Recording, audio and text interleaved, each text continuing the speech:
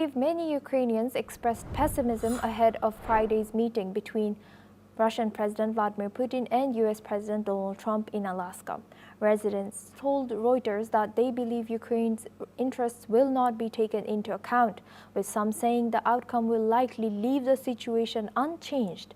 Pensioner Rostislav Sviatnenko warned that Russia can only be dealt with from a position of strength and will continue to seek more territory.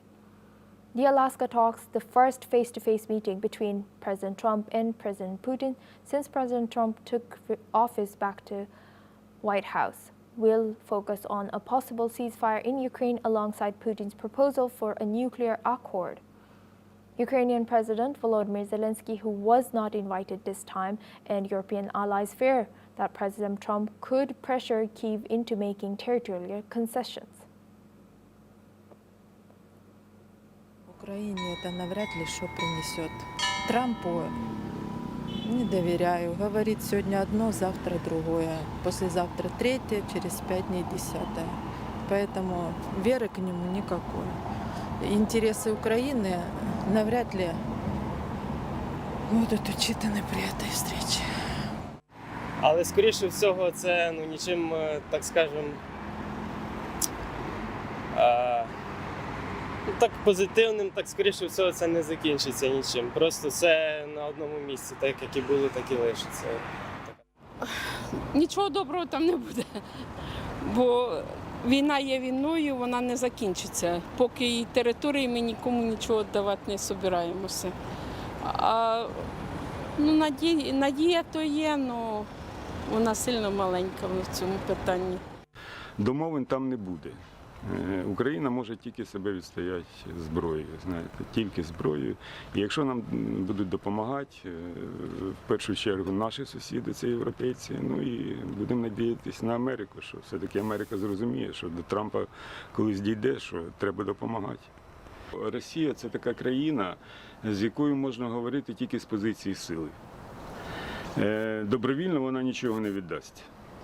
Нічого.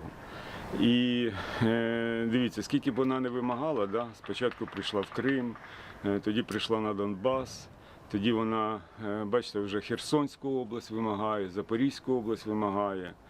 Пройде час, у нас буде мир. І вона відновиться, знову зброїться, тому що вся економіка її поставлена на військові рейки.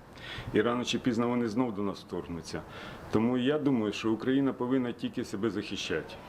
Захищати як зброєю, так і духом. Now we go back to our guest discussion with Madhav Nalapat. He's the editorial director at TSG. Thank you, Madhav Nalapat, for staying with us. Now, we saw that a lot of people in Ukraine have concerns that Trump may pressure Kyiv into territorial concessions.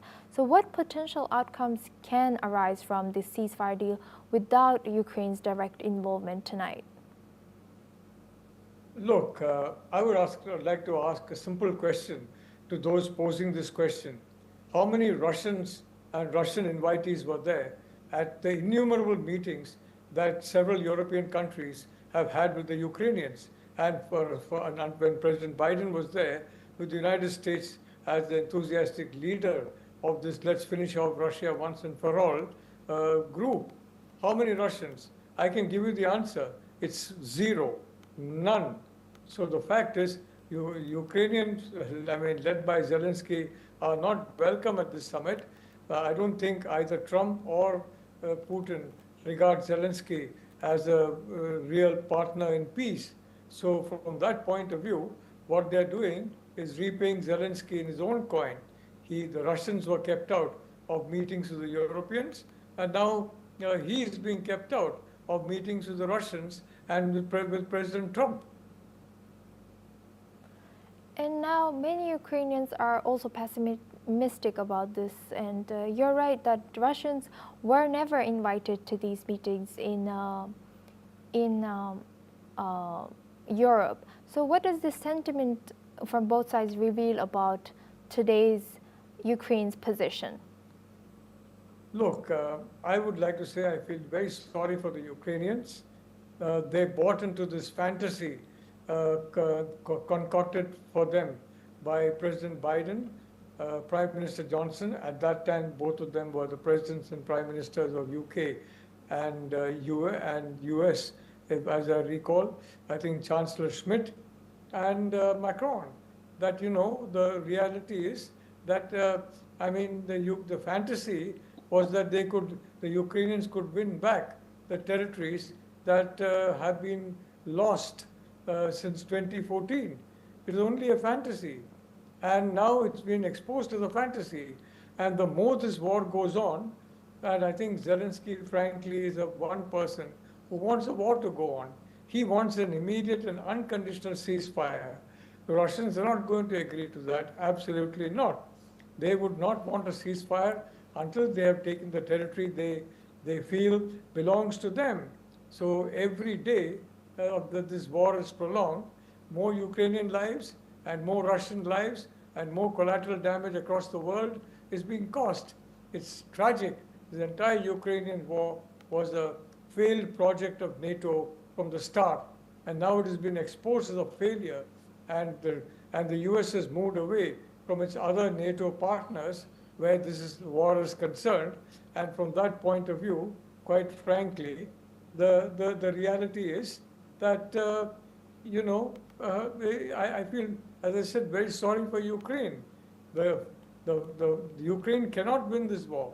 It could not win this war at the beginning. It should not have begun this war in the first place. It was pushed into it by the US and some European countries. And frankly, now the European countries are footing the bill, and the US is sitting pretty under Trump, because the Europeans are paying the Ukrainians money, and the Ukrainians are paying the Americans money to buy American weapons. So Donald Trump and the United States are making money out of the Ukraine war. The European side is losing, and meanwhile, the human tragedy is before us. Both Ukrainians and Russians are losing their lives, possibly even as we speak. So it's a real tragedy, this war. It ought never to have happened, but unfortunately, the Ukrainians were given delusions that they could seize back those territories, which frankly were delusions from the start. But as some of us have pointed out right from there, but I don't see that Zelensky is going to give up his zeal to quote-unquote reconquer, nor are the Europeans going to give up their futile hope for Zelensky doing so and pushing back the Russians. So I fear this loss of human life will continue for some more time. Thank you, Madam Nalapat, for sharing that. Thank you very much. Now we move on to Middle East. Hezbollah has warned that there will be no life in